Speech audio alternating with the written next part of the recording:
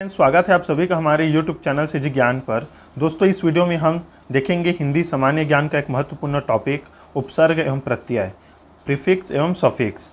क्योंकि यहाँ से आपके बीएड में और डीएड में एक एक क्वेश्चन या दो क्वेश्चन पूछा जाएगा और पूछा जा भी सकता है, क्योंकि पिछले साल यहाँ से क्वेश्चन नहीं पूछा गया था, उपसर्ग एवं प्रत्यय से नहीं पूछा गया था और आपके सिलेबस में शामिल है, बाकी सभी टॉपिक से पूछा गया था। तो हो सकता है इस बार यहाँ से दो क्वेश्चन पूछ लिया जाए, क्योंकि उपसर्ग और प्रत्यय जो है बहुत इंपॉर्टेंट टॉपिक है आपके हिंदी सामान्य ज्ञान के लिए।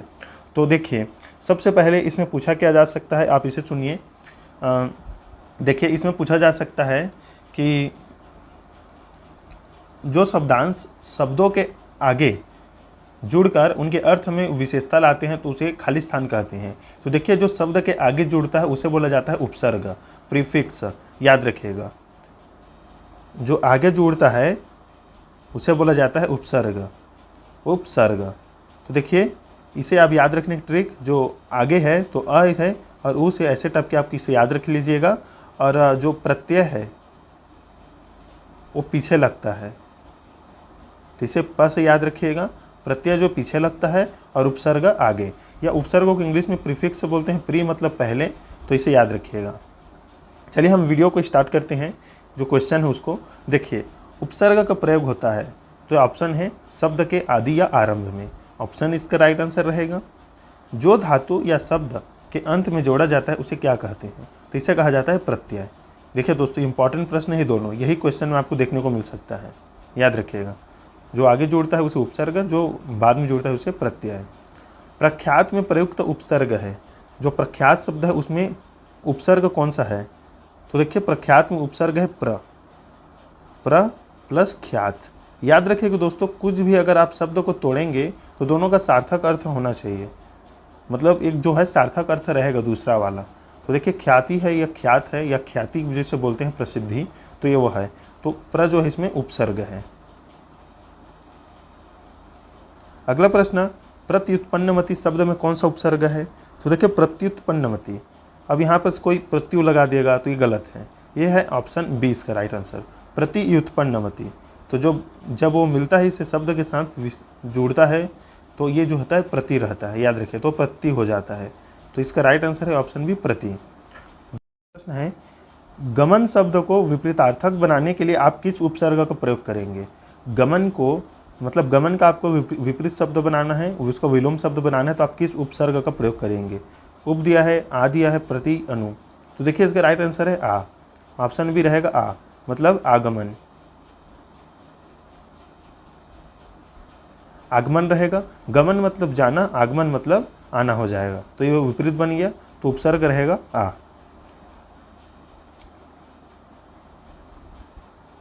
निर्वासित में प्रत्यय है, तो देखिए निर्वासित में प्रत्यय जो पीछे लगता है, तो देखिए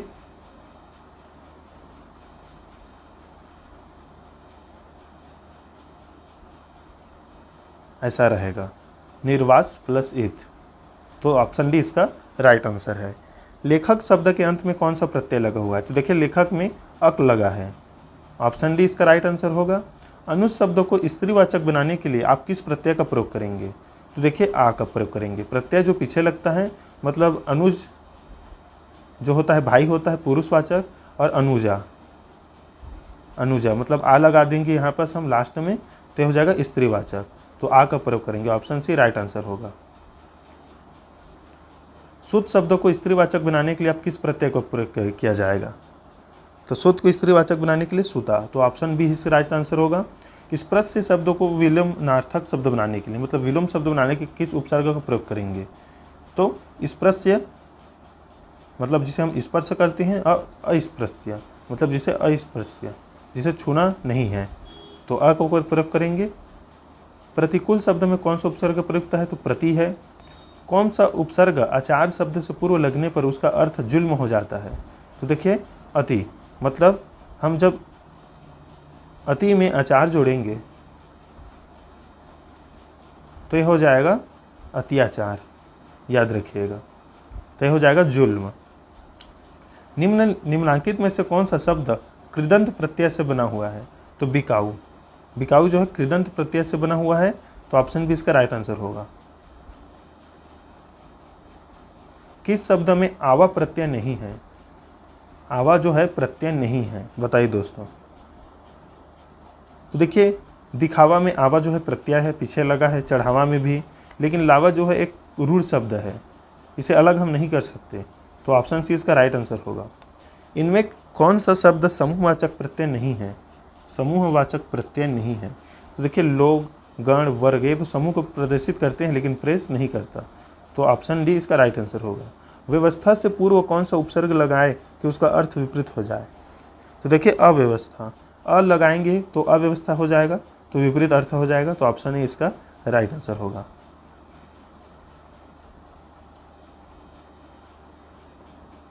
निम्न में से किस शब्द में प्रत्यय का प्रयोग हुआ है? प्रत्यय का प्रयोग हुआ है तो धनिक में, धनिक में हुआ है, ईक लगा है इसमें, धन प्लस ईक। निम्नलिखित में से किस शब्द में प्रत्यय लगा हुआ है? तो जादूगर, जादूगर में लगा है। ऑप्शन डी कौन सा लगा है दोस्तों, कमेंट करके बताइएगा। किस शब्द में उपसर्ग का प्रयोग हुआ है? तो देखिए पढ़ाई में तो नहीं हुआ है, लाभदायक में, अपमानजनक में भी नहीं हुआ है, उपकार में हुआ है। तो कौन सा प्रत्यय हुआ है, सॉरी उपसर्ग, इसका कमेंट करके बताइएगा। अनुवाद में प्रयुक्त तो उपसर्ग है, तो देखिए अनुवाद में अनु जो है वही उपसर्ग है। निर्वाह में प्रयुक्त उपसर्ग है तो निर रहेगा, ऑप्शन सी राइट आंसर रहेगा। हिंदी में कृत प्रत्ययों की संख्या कितनी है? तो हिंदी में कृत प्रत्ययों की संख्या जो है 42 है, याद रखिएगा 42 है। प्रत्यय की संख्या पूछा गया है ना हिंदी में, तो हिंदी में प्रत्यय की संख्या 42 है।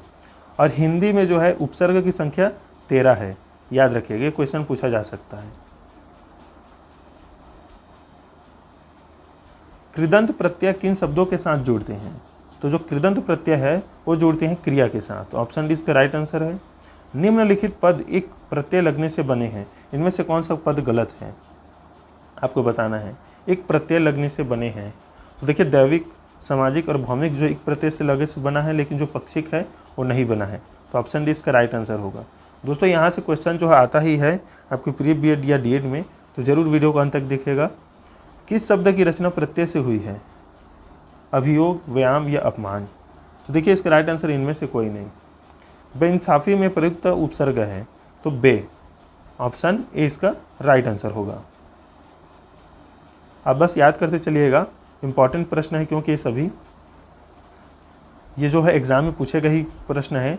निम्नलिखित में से उपसर्ग रहित शब्द है, उपसर्ग नहीं लगा है तो देखिए सुरेश में, याद रखिएगा। सुयोग, विदेश और अत्यधिक में लगा है, लेकिन उपसर्ग नहीं लगा है सुरेश में।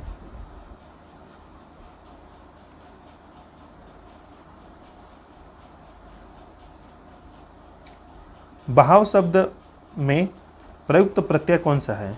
तो बहाव शब्द में जो पीछे लगा है वो शब्द है आओ, ऑप्शन सी राइट आंसर है। विज्ञान शब्द में प्रयुक्त उपसर्ग कौन सा है? तो वी है, वी प्लस ज्ञान होता है, याद रखिएगा।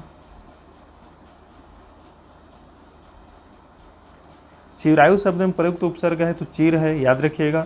धुंधला शब्द में प्रयुक्त प्रत्यय है तो धुंधला में प्रयुक्त जो प्रत्यय पीछे लगता है वो ला है। दोष हर्ता में प्रत्यय का चयन कीजिए तो हर्ता है, ऑप्शन इसका राइट आंसर होगा।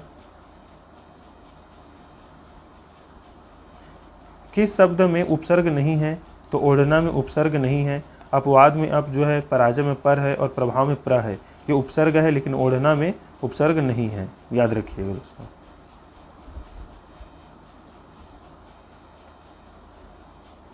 संस्कार शब्द में किस उपसर्ग का प्रयोग हुआ है?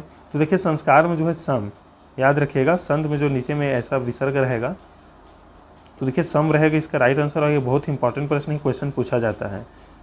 संस्कार में सम जो है उपसर्ग है। पुरोहित में उपसर्ग है तो पुरोहित में देखिए पूरा रहता है, ये जो विसर्ग का प्रयोग हुआ है इसमें भी, तो ऑप्शन भी इसका राइट आंसर है, याद रखिएगा।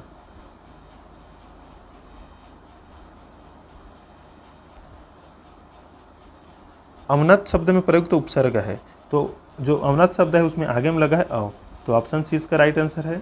सावधानी शब्द में प्रयुक्त प्रत्यय है, तो सावधानी में जो पीछे लगा है वो ई है, बड़ी ई, इसे याद रखिएगा। ये बहुत इंपॉर्टेंट प्रश्न है, 37 नंबर आपके लिए। कनिष्ठ शब्द में प्रयुक्त प्रत्यय है, तो कनिष्ठ में जो पीछे शब्द लगा है वो लगा है इष्ट, ऑप्शन ए इसका राइट आंसर होगा। तो दोस्तों ये थे इंपॉर्टेंट प्रत्यय उपसर्ग, और यहाँ से आपके बीएड में और डीएड में क्वेश्चन बनता है आपके लिए बहुत ही ज़्यादा इंपॉर्टेंट रहता है एक एक नंबर। तो इसलिए मैं टॉपिक वाइज चल रहा हूँ। और भी वीडियो जो अपलोड है हिंदी का टॉपिक वाइज, उसे जाकर ज़रूर देख लीजिए।